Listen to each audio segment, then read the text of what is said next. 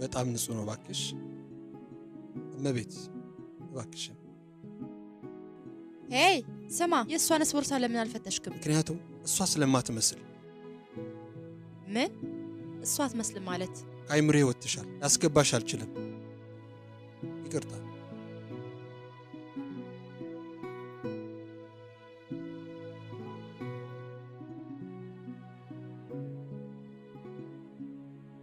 ሄይ ስሚ አንቺ ምን ያደረግሽ ነው ምንድነው ነገሩ ምንድነው ያደረግሽው ማዘዝ እፈልጋለሁ አስተናጋጅ በርግጥ ነው እኔ እዚህ ያለውን እንደማትወጂ ፈራውልሽ